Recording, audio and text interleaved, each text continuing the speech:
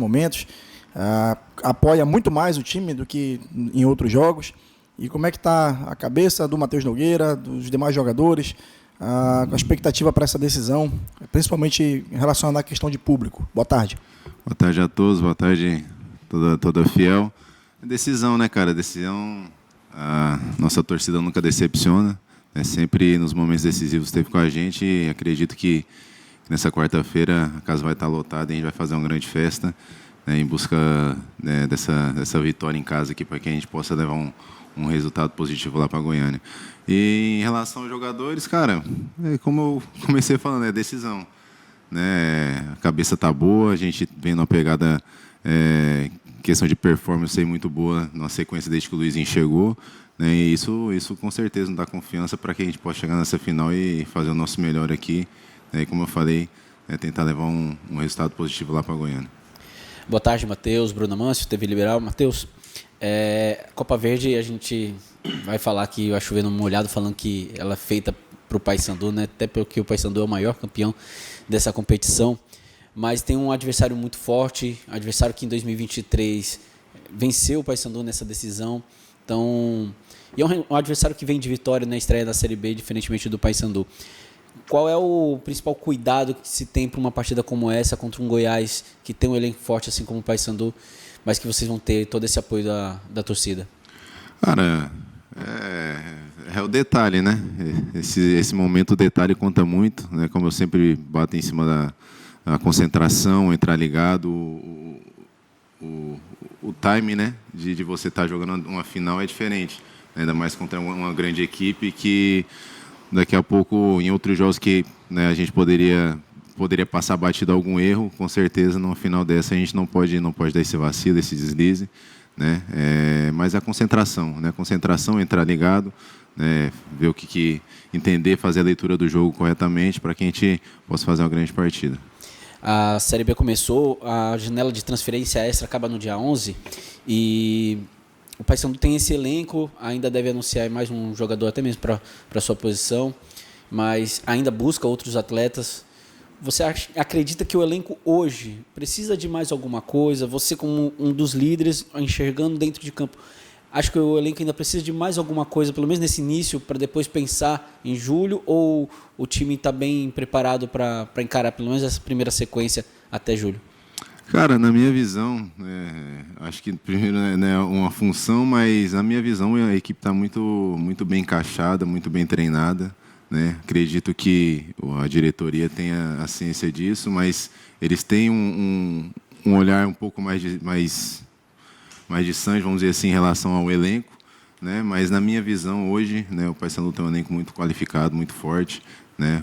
Um treinador muito qualificado, né? Então a gente vem forte, né, para o início da Série B aí, né? E essa reta final aí de Copa Verde, de estadual, né? Início de Copa do Brasil para nós, né? Então acredito que a gente tem um grupo forte, sim, um grupo competitivo.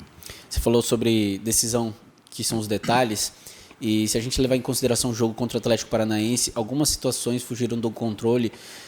Pelo menos na minha opinião, o Brian Borges foi um jogador que deixou a desejar, é um cara que tem sido destaque do time nesse ano, mas acabou não fazendo uma boa partida. E para uma decisão como essa, acho que são esses detalhes do jogador, se ele errar uma vez, ele poder ter a cabeça de voltar. É isso mesmo? Ter a cabeça no lugar para poder fazer uma boa partida contra o Goiás? Cara, é a resiliência, né, que a gente fala. O futebol, ele cada dia nos dá uma oportunidade nova de mostrar o nosso valor, né, e todos os jogos a gente tem que estar nessa batida, né. Tivemos a infelicidade aí dos nossos companheiros, mas como eu falo, quando a gente acerta, a gente ganha, é todo mundo, e quando erra, é todo mundo também. Nós somos um grupo, né, então tivemos a infelicidade, né, mas tenho certeza que a cabeça dele está 100% para dar essa continuidade aí, porque, como você falou, é um grande jogador, um grande atleta, tem a confiança de todos, né? Eu tenho certeza que vai ter essa resiliência aí, vai passar por esse momento, né, o mais rápido possível. E nessa derrota do Atlético, deu para tirar alguma coisa de aprendizado para esse jogo de quarta-feira? Cara, que a gente não pode dar bobeira, né? Assim como foi ano passado, a gente jogou contra o Santos no início da Série B, né? Dois momentos que a gente, um time ali que a gente poderia ter feito diferente ou enfim, ter decidido diferente, né? Contra grandes equipes, né? Tem grandes jogadores. Muitas vezes eles não precisam de 2 ou 3 oportunidades para definir e concluir bem. Né? Esse time que a gente, né, tem que ajustar. Né? A equipe tem se comportado bem, tem jogado, tem tido performance, né? Mas acho que essa viradinha de chave aí é importante para que a gente possa colocar nos trilhos, né, o início da Série B e voltar a conquistar a nossa primeira vitória, mas voltando para a Copa Verde, né, já que é um adversário direto também da Série B, essa decisão é virar o time, entender que o sarrafo aumentou, então a concentração, a pegada tem que aumentar também.